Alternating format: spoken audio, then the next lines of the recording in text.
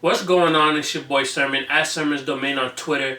DJ Esco is back with his latest tape titled Project ET, and it's hosted by Future. The ET stands for Esco Terrestrial. I love that title. It's very creative, and in the intro for the tape, it's a collection of different clips, talking about aliens, and then Esco himself comes on and talks about what the title means to him. He says that when he was locked up in Dubai last year for those whole 56 nights, he felt like an alien because there was nobody else like him locked up. So that's where the title comes from, and this is his biggest tape so far. He's done tapes in the past, and I think they've all been hosted by Future, or like the biggest ones have been hosted by Future and featured a few exclusives. But this one is pretty much a Future mixtape.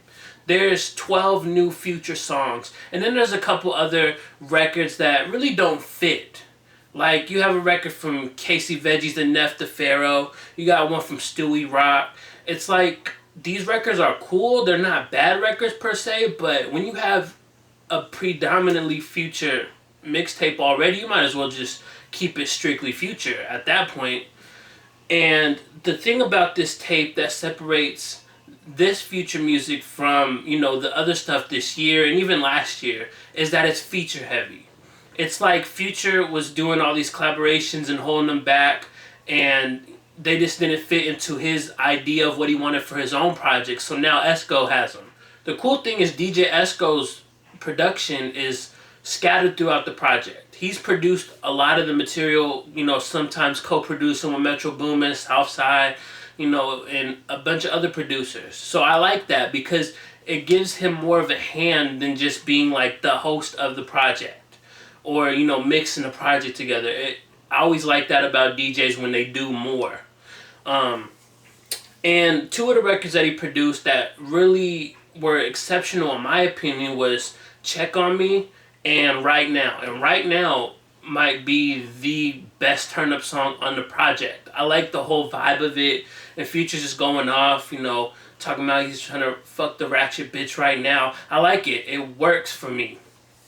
And those are two solo records, but then you get into like the collaborations, and there's a lot of them. You got Juicy J, you got Ray Streamer, you got Young Thug, Rich Homie Quan. You got all these different people on the project, and I think it's cool. That's one thing that was missing from a lot of Future's projects is collaborations, and I get it. You want to make it on your own. Future got hot because of himself, not because of other people, none of the guest features. He didn't even need, the Drake collaboration album that they did last year. So all these different songs are cool to see because Future has chemistry with a lot of different people. I mean, you look at his discography and like all the guest features he's done in his career and all the features he had on previous albums, like, Pluto and Honest.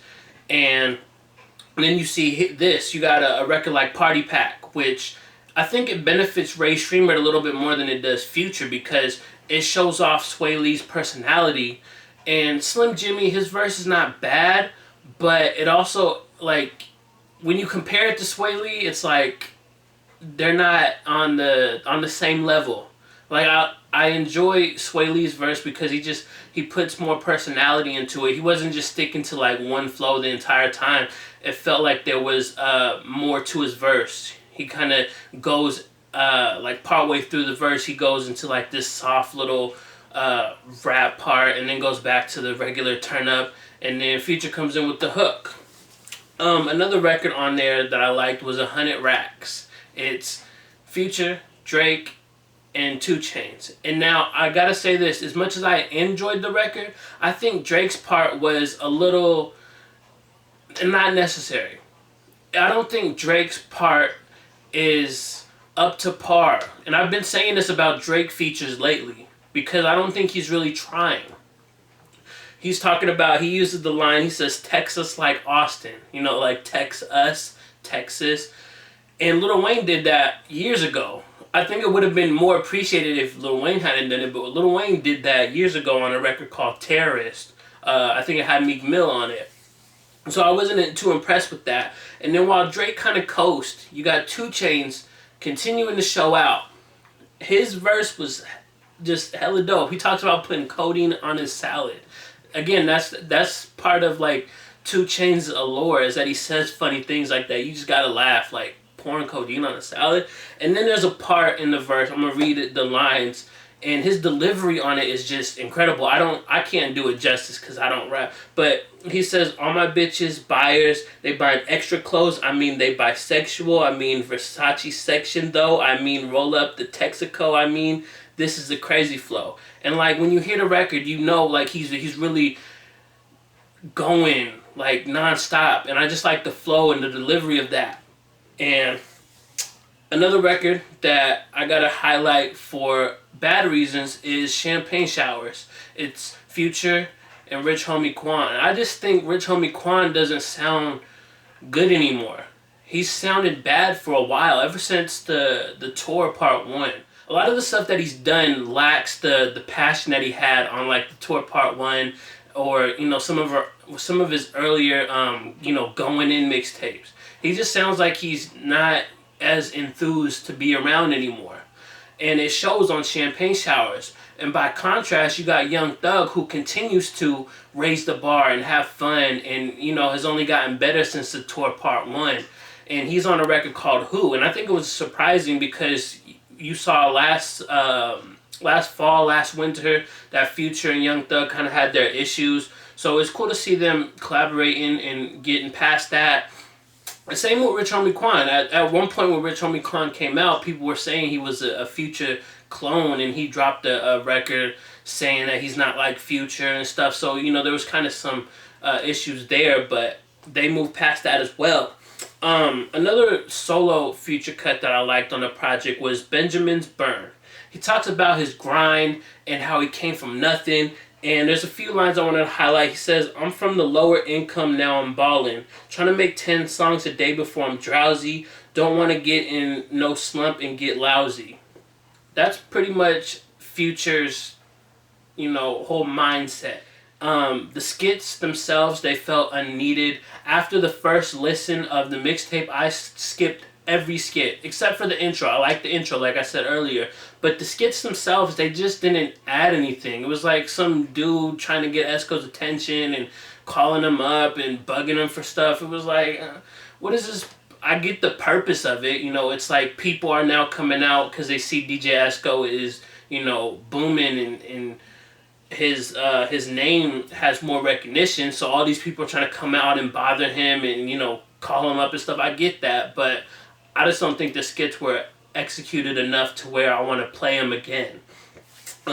So there's more than a few memorable songs on Project ET. Again, I like the fact that Future collaborated with a lot of different artists, and we're now seeing that music on this tape.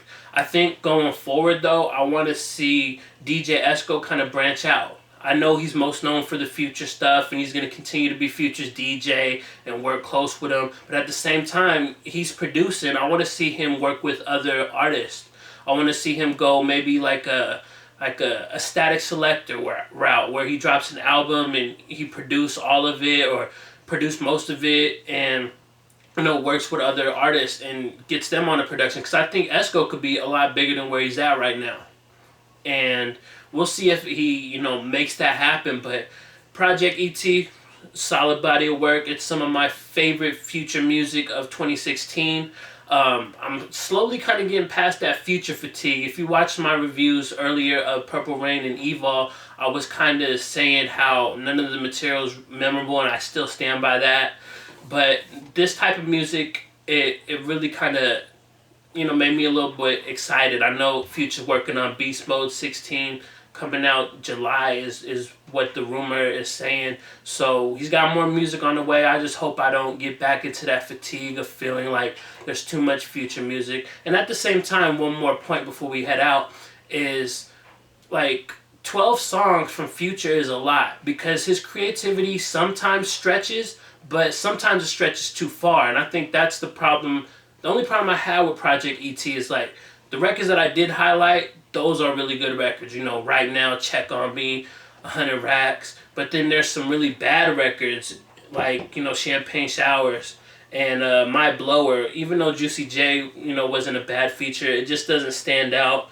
Married to the Game, Thought Ho. Like, those type of records are not the ones that I'm going to continue playing after I do this review and put the mixtape on my iPod. Those are not the ones that I'll be playing months from now. I think the ones that I highlighted in this review are pretty much the ones I will be playing, will be enjoying. But Project ET as a whole is not a bad body of work. It's better than anything that Future's done this year so far. And I want to know what you think about it. I talked extensively about Project ET, and I want to know what you think about it. What'd you think? Let me know your favorite record, favorite Future collaboration on the project. Talk to me in the comment section below, and then like the video, subscribe to the channel if you're not already, share the video. Follow me on Twitter at Sermons Domain. And as always, thank you for your time. I appreciate you for watching, and until next time, peace.